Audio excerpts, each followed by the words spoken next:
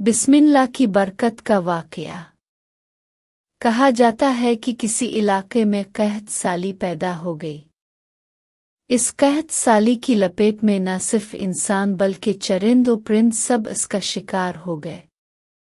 मवेशी मालिकान बेहद परेशान थे। इस दौरान एक मस्जिद के मौलवी ने जुम्मा के खुतबे में निहायत यकीन के साथ ये बात बताई कि अल्लाह का नाम लेकर यानी बिस्मिल्लाह पढ़कर दरिया को हुक्म दिया जाए तो वो भी नाफरमानी नहीं करता। खुतबा सुनने वालों में एक चरवाहा भी मौजूद था। मौलवी की ये बात उसके दिल में उतर गई और इस बात पर उसका यकीन कामिल हो गया। इसने वापस आकर अपनी बकरियां खोली और सीधा दरिया पर चला गया। ऊंची आवाज से बिस्मिल्लाह अर्रहमान अर्रहीम पढ़ा और दरिया को कहा वो अपनी बकरियां चरवाने के लिए दूसरे पार जाना चाहता है और इसे कहा कि मुझे अपने ऊपर से गुजरने दे। ये कहकर इसने अपनी बकरियों को लिया और दरिया पर चलता हुआ दरिया पार कर गया।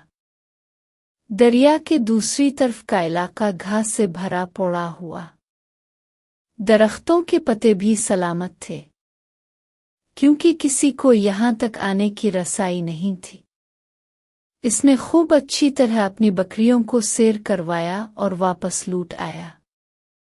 फिर ये इसका मामूल बन गया कि वो बकरियां पार छोड़कर वापस आ जाता और शाम को जाकर बकरियां वापस ले आता। इसकी बकरियों का वजन दुगना चौगुना हो गया।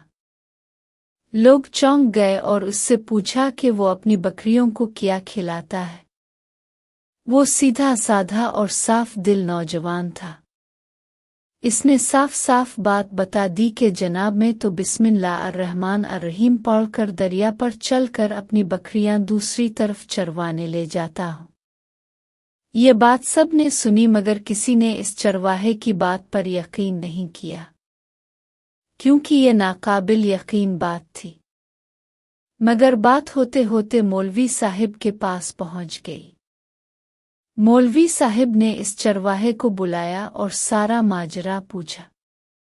इस चरवाहे ने मौलवी साहिब को ही हवाला बना लिया कि मौलवी साहिब मैं तो आपका शुक्रिया अदा करने वाला था।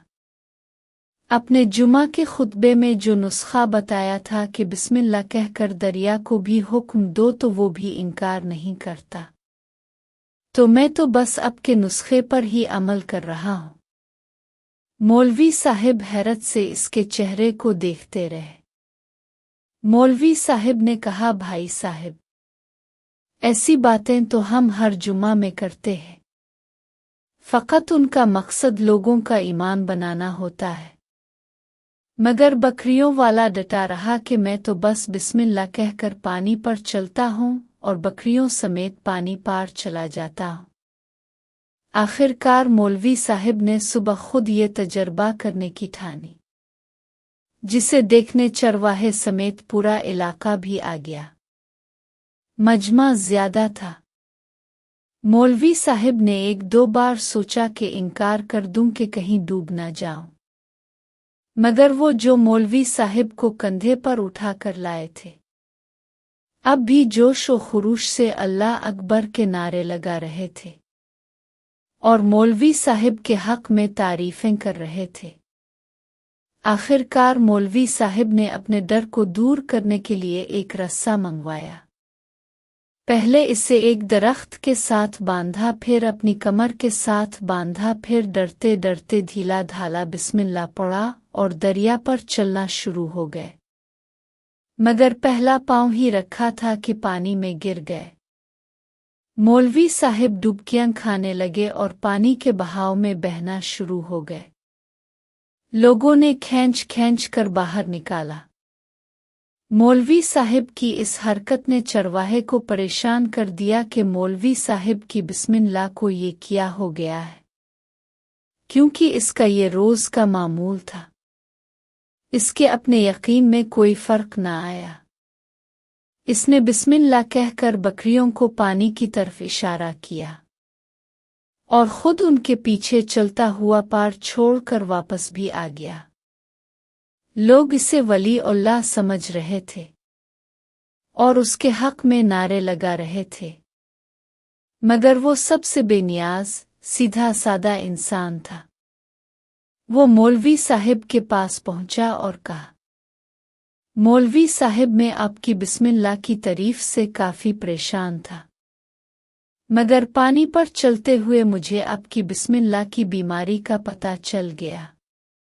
اس چرواہے نے درخت سے بندھی رسی کی طرف اشارہ کیا اور کہا، مولوی صاحب یہ ہے آپ کی بسم اللہ کی بیماری، آپ کی بسم اللہ کی برکت کو یہ رسا کھا گیا۔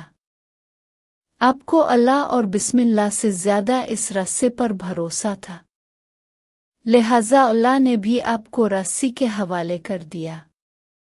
پھر کہنے لگا، مولوی صاحب اب بھی کمال کرتے ہو، میں نے آپ کے منہ سے سنا اور یقین کر لیا، اور میرے اللہ نے میرے یقین کی لاج رکھ لی، مگر اپنے اللہ کا کلام سنا مگر یقین نہیں کیا، لہذا آپ کو اللہ نے رسوا کر دیا۔